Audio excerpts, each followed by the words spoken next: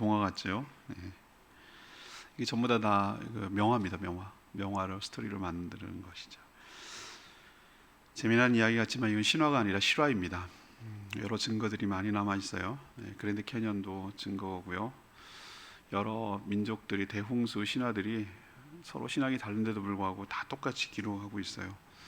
화석도 갑작스런 물이 조개 같은 거 이렇게 벌리고 있지 않고 딱 아무린 상태로 화석이 나오는 걸로 봐서 갑작스러운 물이 있다라는 여러 가지 증거들이 참 많습니다.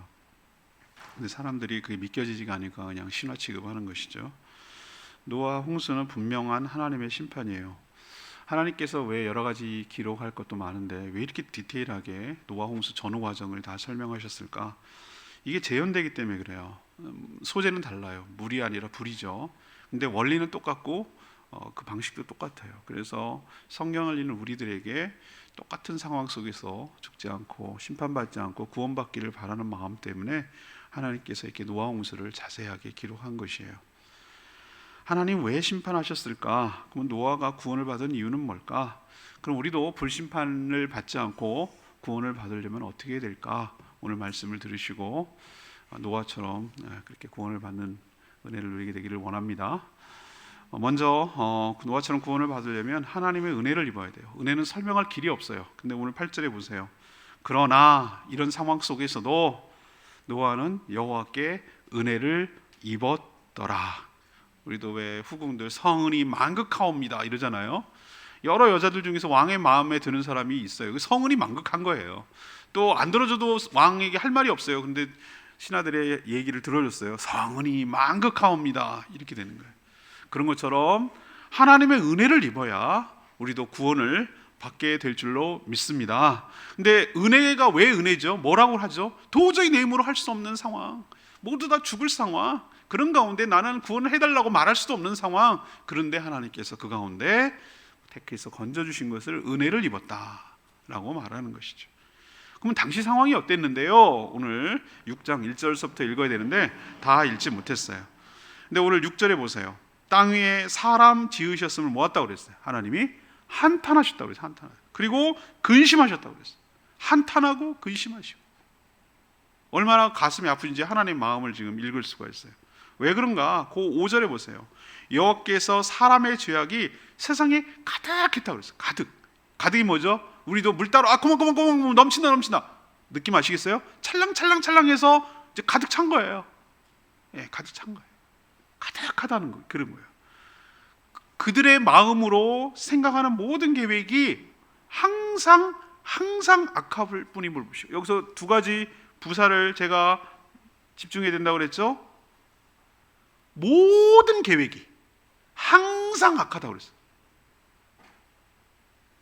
사람들이 마음속으로 계획하는 모든 계획이 예외가 없어. 다 모두.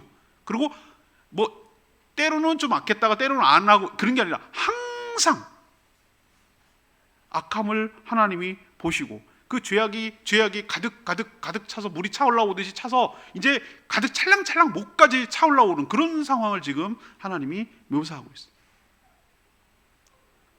그래서 안 되겠다라고 생각하시고 하나님이 7절에 뭐라고 했어요? 내가 창조한, 이건 창조주가 심판주도 될 수 있다는 걸 보여주는 거예요. 주인, 오너가 만든 사람이 없앨 수도 있는 거예요. 찰흙을 만들고 이것저것 도자기를 만들고 도공이 마음에 안 들어 깰 수 있는 것을 만든 사람이 깰 수 있는 거예요. 선악과를 지난주에 왜 만들었다고 했죠? 내가 너희들의 창조주도 되지만 너희들의 심판주도 돼. 이것을 먹으면 정령 죽으리라 라는 걸 잊어버리지 마라 라는 의미로 주신 거라고 그랬어요. 오늘 7절에 뭐라고 그랬어요? 내가 창조한 사람을 내가 지면에서 쓸어버리되, 이 동사가 중요해. 쓸어버리되. 사람 때문에, 사람으로부터 출발해서 모든 기능것, 숨쉬는 모든 것들을 싹 쓸어버리겠다. 내가 이것들을 지었음을 한탄하였습니다. 쓸어버리겠다라는 동사가 뭡니까? 청소하는 거예요. 대청소, 정화 작업을 하는 거예요. 쓸어버린다 아시죠? 우리도 너무 먼지가 많고 지저분하고 이건 감당이 안 되고 생활할 수가 없을 거, 호흡을 같이 할 수 없을 정도가 되었을 때 어떻게 합니까? 청소하죠. 쓸어버리죠. 깨끗하게 하죠. 정리하죠. 정화시키죠. 하나님이 지금 그 작업을 하겠다는 계획을 얘기하신 것이죠. 그 사회가 어떤 사회였길래 11절에 나와요. 그때에 온 땅이 하나님 앞에 부패하여 포악함이 땅에 가득한지라. 그 시대를 딱 두 가지로 설명해요. 부패 그리고 포악. 이 두 가지 말로 표현해요. 그게 온 땅에 가득하다고 했어요. 부패와 포악은 뉘앙스가 좀 달라요.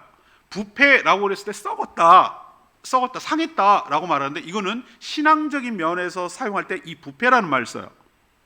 무슨 얘기냐면은 하나님을 의식하고 하나님을 경외하고 하나님을 예배해야 마땅한 자들이 하나님을 싹 집어치우고 그 하나님 대신에 다른 것들을 마음에 빼앗겨서 거기를 숭배하고 거기에 심취하고 그것을 의지하고 그것을 찬양하고 그것을 노래하고 거기에 온갖 마음을 다 빼앗긴 상태. 하나님께 그래야 되는데 이걸 뭐라 그런다? 부패라고 말해요. 우리는 생각할 때 부패 그러면 썩었네, 상했네 라고 생각하지만, 여기 성경에서 나올 때 이 부패는 그런 의미예요. 어떤 신앙적인 측면에서 얘기하는 거예요. 그럼 포악은 뭐냐? 물론 그 부패가 그 영향을 주는 것을 11절에 알잖아요. 하나님 앞에 부패하였기 때문에 포악이 땅에 가득했다는 거예요. 그 원인을 제공하는 게 부패가 먼저인데, 그 나타나는 현상이 포악으로 나타난다는 거예요. 포악은 뭐냐면은 사회적 공의와 정의가 상실되는 것을 말해요. 오늘 우리 어린이 주일학교 설교할 때 아모스에 대해서 얘기했어요. 아모스가 대표적으로 공의가 물같이, 정의가 물같이, 공의가 하수같이 흐르라, 이 얘기를 대표적으로 하거든요. 이때가 포악이었어. 포악이 뭐냐? 힘의 논리. 공의와 정의가 완전히 상실된 상태. 힘센 자가 모든 약한 자들 다 가져가는 것을 당연히 하던 시대. 바른 것이고 공의로운 거, 올바른 거 이런 거 하나도 없어요. 그냥 다 무너졌어. 그냥 힘센 게 정의야. 힘이 정의야. 완전히 황야의 무법시대, 서부시대, 개척시대처럼 총 잘 쏠고 이기는 게 정의야. 이런 시대, 이런 것을 뭐라고 그럽니까? 포악이라는 말로 설명하네요. 그 시대의 타락상을 얘기하는 거예요. 자, 거기 위에 읽진 않았습니다만 6장 1절에서 5절 사이에 그 샘플이 나와요. 샘플. 자, 6절에 1장 1, 2키 시작합니다. 사람이 땅에 번성하기 시작할 때 그들에게서 딸들이 났다 그랬어. 근데 2절에 보면 뭐라고 그러냐면은 하나님의 아들들이 사람의 딸들의 아름다움을 보고 자기들이 좋아하는 모든 여자를 아내로 삼은지라 그랬어요. 이게 바로 부패와 포악을 나타내는 샘플 중에 하나예요. 이게 뭐 어때서요? 이게 뭐 어땠다는 거예요? 자, 그럼 생각해 보세요. 그럼 인류가 두 종류가 있나요? 하나님의 아들들은 도대체 누구며 사람의 딸들은 도대체 누구냐는 거예요. 아니, 하나님의 아들이 있고 사람의 딸들이 있냐고? 아니에요. 똑같은 인간인데 우리는 앞으로 거슬러 올라가야 돼요. 아담이 자녀를 낳았을 때 가인 낳고요, 아벨 낳고요. 근데 가인이 자기 제사 안 받으니까 아벨을 죽였어요. 하나님이 아벨 대신 누구를 줬다고 그랬죠? 셋째라는 의미인지 모르겠지만 셋이라는 아들을 또 대신 주셨다고 그랬죠. 대신. 그런데 셋의 아들이 에노스 때 비로소 하나님을 불렀다고 그랬어요. 예배했다고 그랬어요. 그때 비로소. 그리고 아담의 계보를 쭉 얘기하는데 가인은 거기에 들어가지 않아요. 가인의 계보만 따로 얘기하고 아담의 계보를 누가 이어가냐면 셋이 이어가요. 셋. 이걸 뭘 의미하죠? 사람의 아들들이란 뭐냐? 아담, 셋, 에노스처럼 하나님을 예배하고 경배하고 하나님을 의식하는 사람들의 라인, 다시 말해서 셋의 라인이 하나님의 아들들이에요. 그럼 사람의 딸들은 누구냐? 문명과 문화를 일으킨 가인의 후손들을 말하는 거예요. 그 둘이 만났는데, 접촉을 했는데 이 사람의 아들, 하나님의 아들들이 눈이 딱 뒤집혔어요. 뭘로 뒤집혔냐면은 하나님을 의식하지 않고 그냥 육신의 매력, 그냥 자기 보기에 좋은 대로 그냥 취해서 아내로 삼은 거예요. 그러니까 하나님을 의식하는 게 없어요. 이 여자랑 결혼했을 때 같이 신앙생활 할 수 있는가, 이런 거 전혀 없어요. 그냥 자기가 육신의 아름다움을 보고 그냥 자기들이 좋아하는, 그것도 한 명이 아니에요. 모든 여자를 아내로 취한 거예요. 이게 뭐죠? 부패와 포악이 같이 공존한 것을 샘플로 얘기하는 거예요. 또 하나의 샘플이 있어요. 4절 보세요. 당시 땅에는 네피림이 있었고 그 외에도 하나님의 아들들이 사람의 딸들에게로 들어가서 자식을 낳았는데 그들은 용사라 고대의 명성 있는 사람들이었다 그랬어요. 네피림이라면 독특한 단어가 나와요. 근데 학자들이 뭐라고 하냐면은 왜 거인족, 왜 가나안에 정탐하러 왔을 때 야 저들은 우리보다 하고 우리는 메뚜기 같은 존재야, 거인들이야, 이렇게 말은.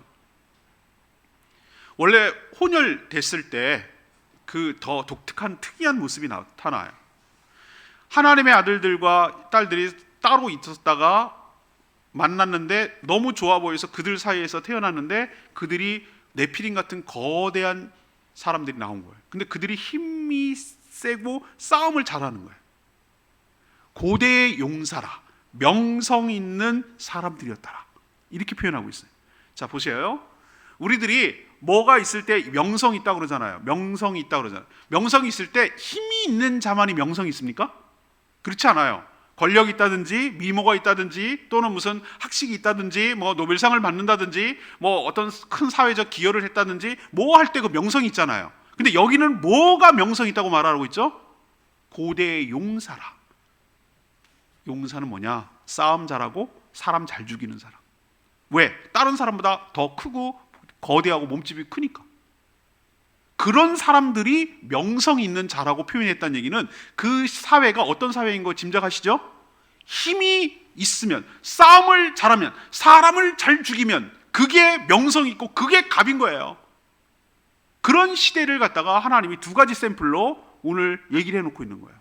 자기 멋대로 결혼하는 시대, 신앙이랑은 하나도 없고 하나님을 전혀 의식하지 않고 전혀 배제하고 자신의 육신의 정욕과 안목의 정욕과 이생의 자랑으로 그냥 자기가 원하는 대로 모든 자들을 취해서 자기 아내로 하는 것, 힘센 것이 명성을 갖는 사회, 그 사회를 보고 하나님 한탄하시고 근심하시고 쓸어버릴 계획을 하는 거예요.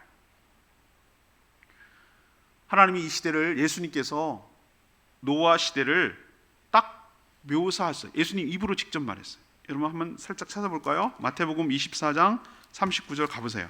여기 접어두시고 예수님이 직접 하신 말씀이에요. 마태복음 24장 몇 절이요? 39절 38, 39절. 예수님이 마지막 때에 재림할 때를 얘기하시는 가운데 이게 나오는 얘기예요. 24장 37, 8, 9절. 노아의 때와 같이 인자도 임함도 그래. 예수님이 재림할 때를 묘사하는 구절 중에 노아를 언급하고 있어요. 자 38절. 홍수 전에 노아가 방주에 들어가던 날까지 사람들이 뭐 했다고 그랬어요? 먹고 마시고 장가들고 시집가고 있으면서 39절. 홍수가 나서 그들을 다 멸하기까지 깨닫지 못하였으니 인자의 임함도 이와 같으리라. 이것을 예수님이 직접 인용하는 말씀이에요. 예수님은 그때 당시에도 살았어요, 죽었어요? 살아계신 분이고 보신 분인 줄로 압니다. 그 노아 시대 사람들이 어떻게 살았는지 알고 계신 분이에요. 그분은 보신 분이에요. 그때까지 어떻게 했다고 그랬어요? 사람들이 노아가 물에 멸망하기 전까지, 비가 와서 다 멸망하기 되는데도 그때까지도 몰랐다는 거예요. 하나님의 심판을 의식하지 못했다는 거예요. 그리고 못하니까, 의식하지 못하니까 시집가고 장가가고 먹고 마시고 이런, 이거 보면 경제가 굉장히 잘 돌아가는 것처럼 보여요. 근데 여기서 핵심은 뭐냐면은 이거 굉장히 경기가 좋네 라는 것이 핵심이 아니라 하나님을 전혀 생각하지 않았다는 거예요. 하나님의 심판을 전혀 의식하지 않았다는 거예요. 그냥 자기 좋을 대로 살았다는 거예요. 자기 좋아하는 대로, 원하는 대로 살았다는 거예요. 하나님이 노아를 120년 동안 방주를 건설하게 했어요. 120년은 꽤 긴 세월입니다. 충분히 자기가 의식만 했다면, 그것을 방주 건설하는 모습을 보고 뭔가 자기가 깨달은 바가 있고 느끼는 바가 있다면 자기도 구원받을 수 있는 기간은 충분했어요. 왜 120년이라는 방주 기간을, 인터벌을 뒀을까? 왜 즉각 심판하지 않았을까? 이렇게 한탄하고 이게 근심하고 목에 가득할 만큼 죄악이 가득한다면 왜 즉각 하지 않았을까? 하나님의 사랑이 여기도 배어나요. 그들에게도 은혜를 주기 위해서 기회를 주는 거예요. 기회! 120년 동안 기회를 주는 거예요. 지금도 왜 하나님이 지금은 죄악이 부족해서 하나님 심판 안 할까? 천만의 말씀. 노아처럼 은혜를 잊게 하기 위해서 지금도 기다리고 기회를 주는 것이, 사랑스러운 사람들에게 살아있는 동안에 기회를 주는 것이, 그 기회를 날려버리고 하면 할 말이 없어요. 근데 대부분의 사람들은 예수님 말한 대로 직전까지, 멸망했는 데까지, 노아의 홍수의 그 방주의 문이 닫히고 하나님 닫았어요. 밖에서 닫았어요. 하나님이 닫으셨어요. 여러분 성경 읽어보세요. 하나님이 닫으셨어요. 물이 차올라갑니다. 장난인 줄 알았어요. 점점 차올라갑니다. 좀 높은 곳으로 가겠죠? 그래도 차올라옵니다. 어떻게 했을까요? 방주에 문 좀 열어! 살려줘! 하나님이 닫으셨어요. 손톱으로 긁었다고는 생각합니다. 방주에 뭐가지고 빡! 피가 나도록 긁어도 못 들어가는 거예요. 기회를 다 줬거든요. 수없는 임종 과정을 제가 지켜보고 많이 봤는데 저승사자가 날 끌고 간대. 마지막 때 되면 보이나 봐요, 그게. 편하게 죽지 못한 사람들 보면은 보는 순간 지옥에 갔구나 느껴져요. 얼마나 뒤틀고 안 가려고 막 발악을 하는지 침대 시트가 손톱으로 이렇게 된 거 보고 충격받았어. 안 끌려가려고. 늦었어요. 이렇게 하는데 기회를 주는데도 모르는 사람들이 지금 너무너무 많아요. 그걸 알려줘야 되는데 그때 후회하면 안 되는데 지금 죄가 부족해가지고 심판하지 않는 게 아닌데 이미 심판은 예고되어 있는데 쓸어버릴 계획을 하고 있는데 은혜를 잊기 위해서 방주를 짓는 방주가 교회인데 그걸 지을 수 있고 만들 수 있는 기회를 주는 건데 그걸 사람들이 다 날려버려요. 하나님이 심판하는 것은 다른 게 타락해서가 아니라 오늘 12절 보니까 사람이 타락해서 사람이 하나님의 청지기로서 타락하고 그것을 감당하지 못하고 관리하고 정복하고 잘 다스리라고 그랬는데 그 역할을 감당 못하고 하나님께 예배드려야 되는데 그렇지 않고 하나님을 전혀 의식하지 못하고 자기 육신의 정욕과 욕심대로 살아가는 이것을 보고 하나님이 후회하셨다고 그랬어요. 오늘 3절에 보세요. 3절. 이게 기가 막힌 거예요. 이렇게 되면 죽는 거예요. 3절에 보랬어요. 여호와께서 이르시되 나의 영이 영원히 사람과 함께 하지 아니하리니 이는 그들이 육신이 됨이라. 그러나 그들의 날은 120년이 되리라. 이 말이 얼마나 가슴 아픈 얘기인 줄 아세요? 하나님이 그 전까지는 그래도 하나님의 영이 있어서 그들을 갖다가 회복하려고 애를 쓰셨어요. 그러나 늘 죄악이 가득하고 자기 멋대로 살아가는 것을 보고 성령을 거두셨어요. 그 생기를 거두셨다고. 그 영을 성령을 거두셨어요. 그러자 왜 그러냐면 그들이 뭐가 됐기 때문에 육신이 된지라고. 육신이 있다는 뭐야? 육신이 이미 있는데 무슨 육신이 된지라. 그래서 제가 이 말을 이해를 못해가지고 한참 고민했는데 영어를 읽어보니 알겠더라고. 하나님의 영이 떠나니까 하나님이 함께하지 않으니까 그들이 고깃덩어리에 불과하더라. 이 얘기에 고깃덩어리에 불과하더라. 이게 확실히 들어왔어요. 제가 그렇구나. 하나님 없는 사람은 좀비, 영혼 없는 우리 좀비아들 막 이렇게 좀비하는 거 있죠. 좀비 영화 그런 것처럼 하나님이 배제되고 하나님이 없고 하나님이 떠난 인생은 그냥 살아있으나 죽은 존재, 육신 덩어리, 고기 덩어리에 불과하구나 라고 하시면서 하나님이 기회를 주기 위해서 즉각 죽이지는 않았어요. 너희들이 수명이 이제부터는 120년이 맥시멈이 될 거다 라고 얘기했어요. 그 전까지는 막 무두셀라가 984 살고 640 살고 막 엄청난 최소한 800, 900은 살았어요. 근데 그때부터 급격하게 120년으로 맞춰지기 시작해요. 그 근방으로 내려가요. 왜? 육신이 덩어리, 고기 덩어리가 된지라. 꽃꽂이 할 때처럼 딱 자른 거예요. 이제부터는 죽어가고 있는 것이. 그런데 제가 왜 이렇게 설명합니까? 장황하게 8절을 얘기하고 싶어서. 그러나 이게 중요해요. 반전이. 그러나 이 난리통에 이 하나님이 쓸어버릴 계획 가운데도 그러나 노아는 여호와께 은혜를 입었더라. 여러분도 이 난리통에 이 무시무시한 일이 지금 진행되고 있는 가운데도 노아처럼 하나님의 은혜를 입는 저와 여러분 되기를 소망합니다. 나만 그럴 것이 아니라 정말 죽어가는 이런 일이 벌어질 거라고 생각도 다 못하고 살아가는 주변에 있는 죽어가는 사람들을 향해서 정말 안타까운 하나님의 마음과 그 기다림을 가지고 고깃덩어리로 살지 않고 은혜를 입도록 권면하고 전도하고 주님께로 방주 안으로 교회 안으로 들어오게 하는 데 힘쓰는 저와 여러분 되기를 소망합니다. 두 번째는 하나님과 함께 동행해야 구원을 받는 거예요. 오늘 9절에 보면은 노아의 한 줄 평가가 나옵니다. 한 줄 평가. 족보라고 얘기할 때 그 사람의 생애를 정리할 때 족보가 이러이라 말하는 거예요. 뭐 족보 우리처럼 막 무슨 누구 아들 뭐 손자 어떻게 그 개념이 아니라 족본이라 이런 성경의 표현은 뭐라고 생각하냐면 그 사람을 앞뒤를 정리하고 그 사람의 인생이 뭔지를 설명할 때 이런 표현을 쓰는 거예요. 그 사람의 한 줄 평가가 세 가지로 나와요. 노아는 뭐요? 의인이요, 당대의 완전한 자요, 그는 하나님과 동행하였더라. 사람으로서 받을 수 있는 최고의 극찬입니다. 극찬. 의인이요,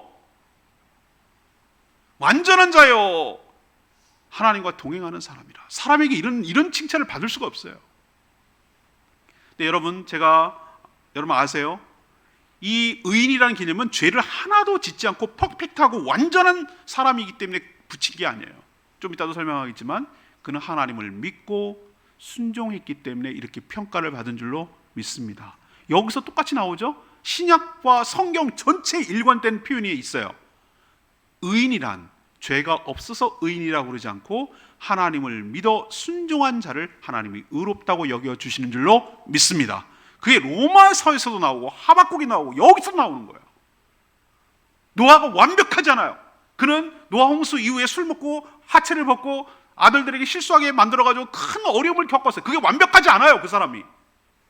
그러나 그가 왜 완벽하다고 말하느냐, 왜 완전한 자라고 말하느냐, 왜 동행했다고 말하느냐, 하나님의 말씀에 온전히 듣고 그 말씀에 순종하며 살았기 때문에 하나님은 그 믿음과 그 순종함을 보고 의롭다고 여기시고 의로운 자만이 구원의 은총을 받게 될 줄로 믿습니다. 이게 성경의 일관된 원리라고요. 그가 깊은 산속에 들어가서 속세를 끊고 돌을 닦고 산에 열매를 먹으면서 이슬 먹으면서 그렇게 사는 줄 아세요? 그러면 훨씬 쉽죠. 죄질 확률도 줄고. 아니라는 걸 어떻게 합니까?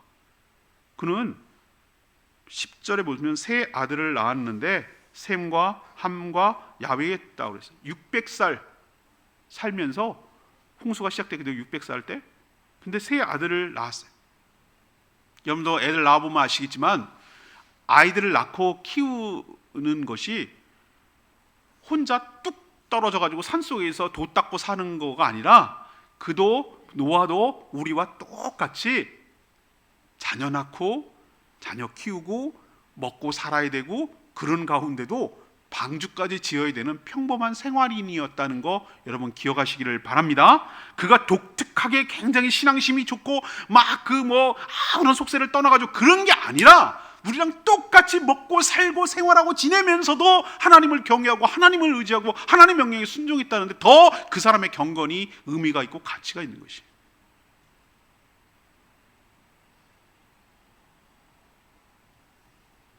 히브리서 11장은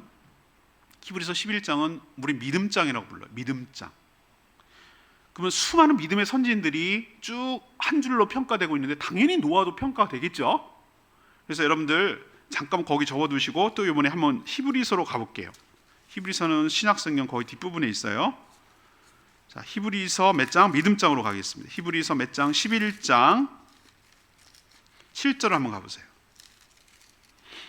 노아를 뭐라고 평가했는가? 한 줄 평가가 나옵니다. 365쪽 히브리서 11장 7절 이렇게 표현하고 있어요. 믿음으로. 뭐로? 믿음으로. 무엇으로? 믿음으로. 이거 잊어버리면 믿음으로. 노아는 아직 보이지 않는 일. 보이지 않는 일이 뭡니까? 하나님의 홍수 심판. 보이지 않는 일에 경고하심을 받아 경외가 뭡니까? 하나님의 이렇게 하신다면 하는 분이로 알고 이분이 못할 분이 아니구나, 하는구나 라는 것을 알고 하나님을 두려워하고 존경하고 사랑함으로, 경외함으로 뭘 준비했다고요? 경외의 증거가 뭡니까? 방주를 준비하는 걸로 나타나는 거예요. 그 집을 구원하였으니 이로 말미암아 평가를 하는 거예요. 세상을 정죄하고 믿음을 따르는 의의 상속자가 된지라. 그 사람의 존재 의미를 설명하고 있죠. 세상을 정죄하고 그 사람의 삶을, 방주로 구원받는 그 삶을 보고 세상을 정죄하고 믿음을 따르는 의의 상속자라고 표현하고 있어요. 노아가 믿음을 따르는 의의 상속자가 노아다라고 설명하고 있어요. 의의 상속자라는 말 아시죠? 믿음으로 순종해야 그게 의로움의 근거가 된다고. 그게 의의 상속자라는 뜻이잖아요. 여러분 120년 동안 노아 방주를 지으면서 쉬웠을까요? 저는 아니라고 생각합니다. 여기가 우리의 믿음의 테스트를 하는 거. 그 당시 노아의 믿음을 테스트하고 준비하는 기관을 다른 사람에게는 회개의 기회를 주는 것이지만 노아 입장에서, 하나님이 노아 입장에서 보면 노아를 뭘로 하는 겁니까? 지금 테스트하는 거예요. 테스트. 이 사람이 나의 명령을 따르고 순종하고 하느냐, 믿느냐 안 믿느냐를 뭘 보면 알죠? 이 사람이 방주를 짓는 걸 보면 알아요. 우리의 믿음을 뭘로 표현하죠? 어떻게 하나님이 아실까요? 믿습니다 막 그러고 막 이 약 다물고 막 어금니 깨물고 그러면은 믿음이 좋은 겁니까? 아니요. 우리가 어떻게 사는지를 보면 돼. 특히 뭘 보냐면은 그리스도의 몸인 교회, 좀 결론적으로 그 얘기를 하겠지만 그리스도의 몸인 교회가 방주인데 방주를 세워가는지를 보는 거예요. 하나님이 여러분의 믿음을 뭘로 보냐면은 방주, 믿음을 가지고 구원에 일으키기 위해서 구원은 방주 속으로 들어가야 되는데 그 방주인 교회를 세워가는지, 하나님 이미 다 플랜이 서 있고 다 구원할 계획을 했어요. 그럼에도 불구하고 왜 노아를 시킵니까? 노아 방주를 갖다 방주를 처음부터 지어주시지 왜 우리 노아 보고 지라고 하냐고요. 우리의 믿음을 보는 거예요. 노아의 믿음을 보듯이 우리의 믿음을 보는 거예요. 너희가 살아있는 동안 내 명령을 의식하느냐, 하나님의 마지막 재림을 의식하느냐, 주님의 재림을 의식하느냐, 그것을 대비하며 준비하며 살아가는지 너의 믿음이 뭘로 나타날 거냐. 세상 속에 배제하고 온갖 조롱과 멸시와 웃기는 소리 하고 이러면서 그 당하는 여러 가지 것들을 다 물리치고 하나님을 경외함으로 끝까지 주님의 심판을 의식하면서 그 말씀 따라서 교회를 세워가는지 안 세워가는지 하나님 테스트하고 보는 거예요. 쉽지 않아요. 노아 미친 사람 취급 당했을 거예요. 저 양반 미쳐도 곱게 미쳐야 돼. 봤지? 배를 산에다 짓더라. 왜 물에 띄워야 되니? 조선선 전부 다 해안가에 있어요. 왜? 배를 띄워야 되니까 물에. 산에 왜 짓냐 저거를? 당시 비라는 개념이 없었어요. 여러분, 비라는 개념이 노아 홍수 이후에 생겨납니다. 그 당시 그러면 어떻게 습도를 유지했는가? 우리 미스트 안개처럼 올라오듯이, 우리가 안개 이렇게 올라오듯이 그렇게 이 지상에 습기가 유지됐어요. 그러니까 모든 그 위에는 물의 궁창이라고 물띠가 지구를 둘러싸고 있어요. 그래서 우주로 날아오는 여러 가지 해로운 광선 같은 걸로부터 보호를 받았어요. 온실처럼. 그래서 수명이 900살이 넘었던 거예요. 근데 그걸 딱 깨고 나니까, 궁창을 터뜨리고 나니까 수명이 급격하게 120살로 줄어요. 비라는 개념이 없었어요. 하늘에서 물이 떨어진다는 개념이 없었다고. 그러니까 더 미친 사람 소리 취급하는 거예요. 왜 인생을 저런 식으로 허송세월해? 그 시간이 있으면 먹고 마시고 놀고, 예수님 표현했듯이 먹고 마시고 장가가고 시집가고 그리고 즐기면 인생을 인조해야지. 미쳤냐? 왜 저렇게 사냐? 얼마나 조롱하고 얼마나 빈정거리고 얼마나 그랬을까? 그런 말을 들었을 때 얼마나 내부적인 갈등이 있었을까? 진짠가? 이거 정말 주님 오시나? 정말 물이 내리나? 비가 내리는 거 맞나? 우리 똑같아요. 제가 서두에 말씀드렸지만 이 원리는 우리에게 똑같이 적용돼요. 똑같이. 물과 불만 바꾸면 돼요. 똑같아요. 지금도 뭐라 그럽니까? 하나님이 불로 심판하겠다고 그러는데 사람들이 뭐라 그러는지 아세요? 불이 어떻게 내린다고? 유황과 불이 하늘에서 떨어진다고? 원자폭탄 터뜨리나? 이딴 식으로 생각한다. 똑같아요. 얼마나 조롱합니까? 교회 가면 쌀이 나오냐? 그 시간 있으면 먹고 놀고 쉬고 트레킹 가. 올레길 걸어. 올레길 건강 위해서. 그게 남는 거야. 뭘 거기 앉아가지고 있냐? 주일날 그 좋은 황금 같은 시간을 텔레 보면서 즐기고 놀고 맛있는 거 시켜 먹고 그래. 그 사람들 미쳤어. 그렇게 살면 안 돼. 곱게 믿어야지. 다 그러잖아요. 여러분들 그런 소리 듣고 오잖아요. 지금과 똑같아요. 그걸 내부적인 갈등을 이겨내야 돼요. 아, 정말 오실까? 이거 내가 헛짓 하는 것 아니야? 이거 괜한 짓 하는 것 아니야? 이런 내부적인 갈등. 그리고 120년 동안 건설해야 되니 얼마나 고단하고 힘들겠어요. 먹고도 살아야 되고 자녀도 키워야 되면서 또 방주도 준비해야 돼. 우리가 일상적으로 생활도 하면서 또 교회도 세워가는 일을 해야 돼. 얼마나 고단하고 힘들까요? 이게 우리의 믿음의 테스트예요. 정말 네가 하나님을 의식하느냐? 하나님의 심판 계획을 믿느냐? 구원을 준비하고 있느냐? 내가 불로 심판할 것을 믿고 의식하고 대비하고 있느냐? 이거를 우리에게 지금 시험하고 있는 거예요. 이런 온갖 조롱과 무시 속에서도 22절 이 말씀이 중요해요. 22절의 끝절이 그렇게 나와 있어요. 노아가 그와 같이 다 해서 하나님이 자기에게 명하신 대로 다 뭐하니라? 준행하니라. 엄격하게 행했다. 준행하니라.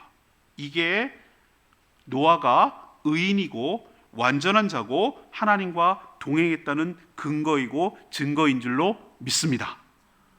의로움을 하나님 뭐라고 그랬어요? 제가 아까 서두에 의로움을 뭐에다 근거를 둔다고요? 믿고 순종하는 것을 의로움의 근거로 여긴다고 그랬잖아요. 하나님의 말씀을 의식하고 명령하신 대로 다 준행하리라. 이게 바로 노아가 의인이요 완전한 자요 하나님과 동행했다는 설명을 하는 근거예요.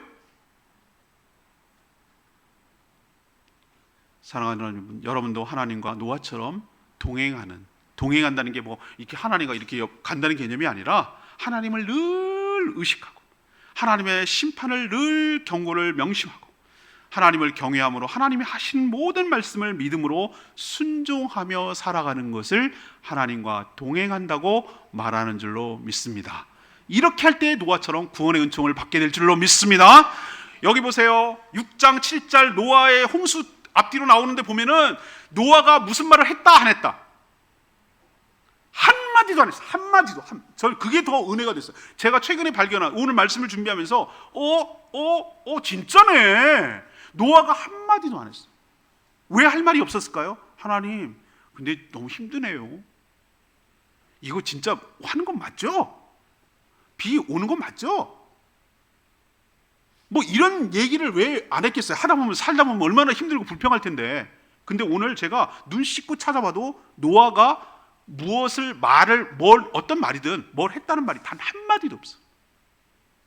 그냥 하나님 말씀에 묵묵히 믿음으로 온전히 준행하며 순종한 거예요. 그래서 믿음의 의의 상속자가 됐다고 오늘 표현하는 거예요. 사랑하는 여러분, 그 사람이 내적 갈등이 없었을까요? 전 그렇게 생각하지 않습니다. 120년 동안 그냥 열심히 묵묵하게 그거 했다고요? 천만의 말씀. 내부적인 갈등이 왜 없겠어요? 얼마나 의심이 치고 올라왔을까요? 얼마나 힘들고 고단했을까요? 아무도 안 도와주잖아요. 무슨 제재소가 있어요? 목재소가 있어요? 아무것도 없어요. 자기 아들 3명하고 같이 가서 나무, 왜 산 중턱에다가 나무를 세웠을까요? 그 나무 쉽게 얻으려고 일일이 잘라다가 맞춰가지고 다 엄청 큰, 좀 이따 설명하죠. 엄청 큰 배예요. 그거를 자르고 역청을 칠하고 그 작업이 얼마나 고단했을까요? 때려치고 싶은 생각이 왜 없었을까요? 그게 우리의 믿음을 테스트하는 거 기억하시고 묵묵히, faithful, 신실함, 성실함, 충실함. 하나님은 그걸 보시는 거예요. 성실함, 충실함. 이번에 목회자 컨퍼런스 가가지고 그 마지막 이경주 목사님이 도전의 시간, 그 마지막 설교 시간이죠. 했는데 그 말이 너무 이게 마음에 와닿는 거예요. 하나님이 지금 찾고 계신 사람은 faithful, 신실하고 성실하고 우직하게 그 말씀에 순종하는 사람을 지금 찾고 있대요. 그 말에 굉장히 도전이 됐어요. 믿음은 뭘로 나타나는가? 막 큰 업적을 날리고 큰 게 아니라 하나님의 말씀을 믿고 굳게 믿고 흔들리지 않고 묵묵히 말하지 않고 주의 길을 대비하며 교회를 세워가며 그렇게 신실하게 살아가는 사람을 노아 같은 사람이라고 말하고 그런 사람을 하나님이 구원하여 주실 줄 믿습니다. 세 번째는 뭐냐? 세운 언약을 믿고 따라갔어요. 그래서 구원을 받았어요. 하나님의 구원 계획을 하나님이 다 플랜이 세워져 있어요. 여러분 주도적으로 이끌어 가시는 분이 하나님인 거 여러분 보이세요? 하나님이 다 준비한다고 설계도도 주셨어요. 그 설계도가 바로 14절 16절 넌 고페르나무, 재료예요. 재료 고페르나무 이용해서 너를 위해서 그랬어요. 하나님 위해서 아니에요. 너를 위해서 방주를 만들어라. 안에 칸들을 만들으라고 해서 동물들과 이런 걸 위해서. 그리고 역청을 안과 밖으로 이렇게 칠하라고 그랬어요. 그리고 크기도 알려주셨어요. 길이가 300규빗, 이게 135m예요. 우리로 지금 환산으로 하면 규빗. 그 다음에 이 너비, 이 폭이죠. 너비는 바로 50규빗, 약 22.5m 정도 돼요. 그다음 높이는 바로 16m, 30규빗, 13.5m 정도 돼요. 근데 놀랍지 않으세요? 난 성경의 말을 이 사람들이 이거가 진짜인가 하고 요즘 조선업이 우리나라 얼마나 발달했겠습니까? 배 만드는 기술이. 그래서 이것을 모형으로 축소해가지고 이 비율로 딱 만들어 놓고 실험을 했어요. 물결도 막 치고 했는데 와, 어쩌면 이렇게 하나님이 만들으셨으니까 그렇지. 하나님이 설계. 어쩌면 그렇게 배가 그 떠 있는 기능이 있잖아요. 배가 이건 방주는 어디 가기 위한 기능이 아니에요. 떠 있는데 막 몰아치고 이게 물결이 치고 바람이 치고 그래도 복원력이 중요해요. 복원력이 뭐냐면 뒤집어지지 않고 계속 그 형태를 유지하는 게 중요하거든요. 근데 황금 비율이라 황금 비율. 현대 조선 연구소에서 이거 대로 모형을 그렸다니까요. 그리고 막 파도 치고 했는데 가장 안정적으로 떠 있게 만드는 배의 크기라는 거예요. 놀랍지 않으세요? 놀랍긴 뭐가 놀라? 난 하나도 안 놀라. 하나님이 제시했는데 뭐 이 비유를. 그리고 고페르나무를 뭘까? 사람들이 그냥 고페르나무로 하자. 우리에게 치환되는 게 없어요. 그냥 어떤 학자들은 삼나무다 이렇게 얘기하는데 그냥 고페르나무. 근데 고페르나무의 용어가 나중에 설명할게요. 굉장히 중요해요. 그리고 산 중턱에서 지었고요. 왜 그러냐면은 방해하는 걸 막기 위해서. 생활 속에서 바닷가에서 지으면 사람들이 방해를 하고 또 쉽게 뭐 하는 거죠? 나무를 조달하기 쉬워요. 그리고 왜 거기다 지어도 되는 거죠? 물이 차올라오면 산 아래건 산 중턱이건 산 꼭대기는 아무 의미 없기 때문에 다 차올라올 거기 때문에 그걸 믿었기 때문에 그게 순종한 거예요. 이게 쉽지 않아요. 그리고 역청을 치렀다고 그랬어요. 역청을 사람들이 원유, 아스팔트, 아스콘 같은 거라고 얘기하는데 당시는 이게 보세요. 우리가 아스팔트나 이런 게 어떻게 나옵니까? 동물이나 뭐 식물들, 석탄은 이게 압력을 눌려가지고 나중에 오랫동안 화석이 돼가지고 나온 거. 그러면은 원유는 뭐냐? 동물들이 죽어가지고 해가지고 원유가 나온다. 근데 이때는 그런 개념이 없었다고 저는 봐요. 눌려지는 화산 활동이나 이런 것들이 아니라 뭘까 생각해봤더니 저는 나무의 진액 같은 것이 아닐까 이렇게 해요. 사람들이 송진 찐득찐득한 것처럼. 근데 그거를 안팎으로 이 큰 배를 바른다는 게 안과 밖으로 발라야 돼요. 무슨 기능을 위해서? 방수 기능을 위해서. 전 고페르라는 게 굉장히 중요했어요. 원어를 처음으로 제가 봤네요. 고페르라는 원어를 찾아서 들어가니까 와 이게 은혜가 됐어요. 제가 그래서 제가 적어놨어요. 고페르가 뭐냐? 덮는다는 뜻이에요. 덮는다. 우리로 치면은 코팅한다 이게. 제가 은혜가 되는 게 뭐냐면은 그렇구나. 안과 밖으로 이중적으로 안전하게 칠해무로 인해서 그 안에 있는 자들이 하나도 물로부터 침범당하지 않고 방수가 되어서 다 살아남았구나. 우리가 예수 그리스도 안에 있으면 그 보혈이 우리의 죄를 덮어주시는 줄로 믿습니다. 우리를 정죄하려는 수많은 것으로부터 하나님께서 예수 안에 있는 자들은 결코 정죄함이 없나니 하나님의 사랑에서 우리를 끊을 자가 없으리라. 그렇구나. 고페르가 우리의 허물과 죄를 덮고 우리를 안전하게 보호해 주신 예수 그리스도의 몸인 교회구나. 예수 안에 있어야 덮고 침범하지 못하는구나. 이걸 은혜를 받았어요. 방주요 엄청 크다고 그랬잖아요. 120년 졌다고 그랬잖아요. 아까 말했죠. 고단함과 의심과 싸워야 되는 거라고 그랬잖아요. 방주의 기능은 보존만 하면 돼요. 어디 방향을 향해서 나가는 거 아니에요. 안전하게 보호하는 거예요. 방향은 하나님이 정하셔요. 물이 차올라왔을 때 수면 위에 떠서 유지만 하면 되는 거예요. 생명을, 가족을, 생명체를 보존하는 구조선 역할을 하는 것이에요. 사랑하는 여러분, 교회가 바로 그런 것입니다. 세상으로부터 침범하지 못하고 사단의 정죄로부터 당하지 못하고 무엇으로부터 우리를 공격하지 못하도록 안전하게 지켜주는 교회, 그리스도의 몸이 구원의 방주인 줄로 믿습니다. 그래서 노아를 베드로후서에서 베드로 사도는 뭐라고 표현했는가? 오직 의를 전파하는 노아, 역시 의를 전파하는 노아였어요. 의가 믿음으로 순종하는 것을 의라고 그랬잖아요. 그리고 하나님이 그와 언약을 세웠다고 그랬어요. 18절에 너와는 내가 내 언약을 세우리니. 지금도 언약은 무엇입니까? 하나님과 맺는 계약을 언약이라고 그런다고 그랬어요. 노아와 계약을 맺었듯이 우리 역시 예수 그리스도를 통하여 언약을 맺은 줄로 믿습니다. 예수를 믿는 자, 예수 안에 있는 자는 결코 정죄함이 없다는 것이 하나님의 예수 그리스도를 통한 언약의 핵심이에요. 방주에 들어가는 자는 다 살았잖아요. 예수 안에 들어가는 자는 다 살 줄로 믿습니다. 예수 안에 들어간다는 게 뭐예요? 예수 그리스도를 영접하는 자, 그분은 영접하는 걸 내 안으로 모시는 거예요. 내 안에 예수가 있는 줄로 압니다. 나는 또 예수 안에 있는 줄로 믿습니다. 그것이 서로 치환되고 교환되는 말이에요. 같은 말이에요.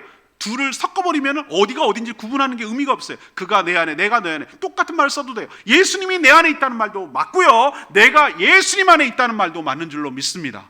예수 안에 있어야 구원을 받는 거예요. 예수 안에 있어요. 그것이 노아와 맺은 언약의 개념과 똑같다고요. 오늘 말씀을 정리하면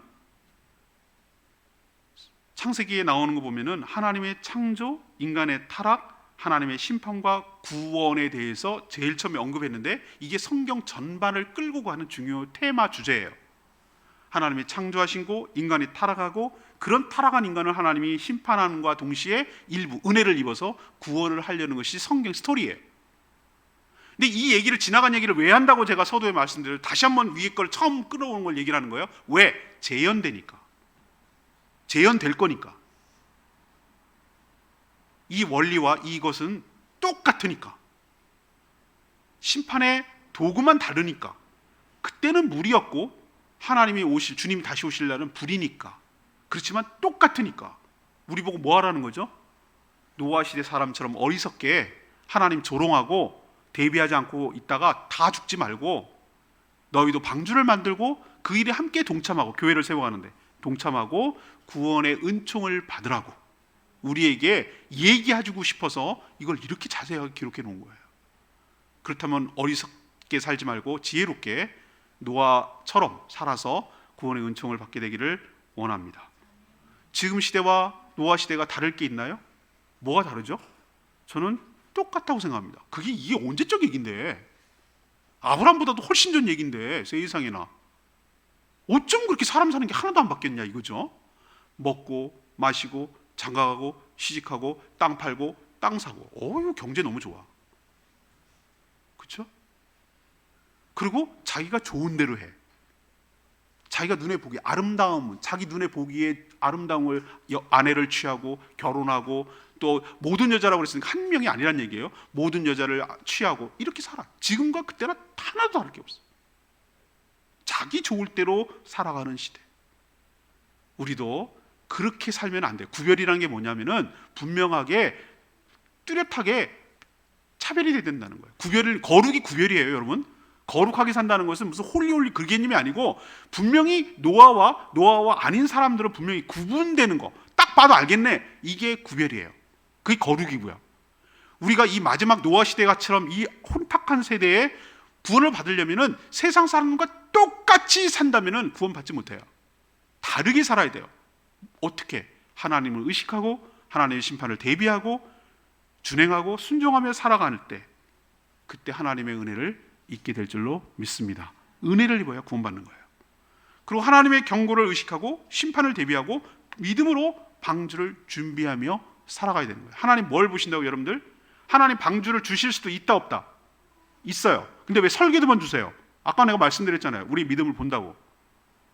다 완벽한 것을 다 주셨어요. 그렇지만 네가 해야 될 일이 있는 거예요. 노아가 해야 될 일이 있다고. 하나님이 해야 될 일이 있고 노아가 해야 될 일이 있듯이 하나님이 하실 일이 있고 우리가 해야 될 일이 있어요.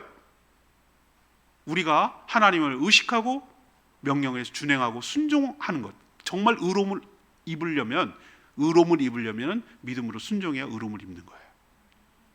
마지막으로 방주를 제작하는 믿음의 우리의 시험이라고 그랬죠. 구원의 방주는 그리스도의 몸이라고 그랬어요. 교회예요. 교회. 그리스도의 몸인 교회 안에. 여기서 교회를 자꾸 공간적 개념으로 여러분 생각하시면 안 돼요. 제가 그걸 여러분들에게 자꾸 의식하기 위해서 우리 대청소합시다 그렇게 말했을 때 교회당 대청소합시다, 교회당 어느 모임이 있을 때 어느 예배당에서 모임이 이렇게 말하는 것은 당은 집당자를 제가 일부러 쓰는 거예요. 그건 뭐냐면은 교회와 교회당은 엄연하게 달라요. 예배당은 이 건물이나 이것을 의식하는 거예요. 그렇지만 교회는 성도의 공동체를 교회라고 말하는 줄 믿습니다.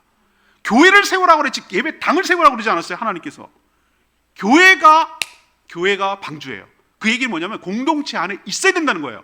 공동체에 소속되어야 되고 서로 연합되어서 조직되어야 되고 서로 보세요. 이 나무가 3층짜리 나무, 여기 나무, 역청 이것들이 유기적으로 서로 연결돼 가지고 방주라는 걸 건설하듯이 우리가 한 몸이 지체가 되어서 내 역할 감당하고 이 역할 은사대로 다 감당해서 이 여럿이 다 조직이 돼서 유기적으로 연합되어 가지고 하나님을 영광을 드러내고 하나님께 준행하는 그런 교회의 모습이 있을 때 이걸 방주라고 말하는 거예요. 우리 교회가 구원의 방주 역할을 잘 감당하게 되기 바라고, 한 개인으로 보면은 그 방주 안에 부속품처럼 하나에 속해 있어야 되는 거예요. 속해 있어야 되는 거예요. 그럴 때 그 구원의 은총을 받게 될 줄로 믿습니다. 방주 자체는 구원의 은총 도구이기도 하지만 구원의 상징이기도 하고, 방주 남았잖아요. 방주 그 자체는 남았잖아요. 홍수에도. 교회도 끝까지 남게 될 줄로 믿습니다. 교회의 확장이 천국이에요. 오늘 말씀 잘 들으시고 노아처럼 구원의 은총을 받아 누리는 저와 여러분 되기를 소망합니다. 말씀 붙들고 기도하기 전에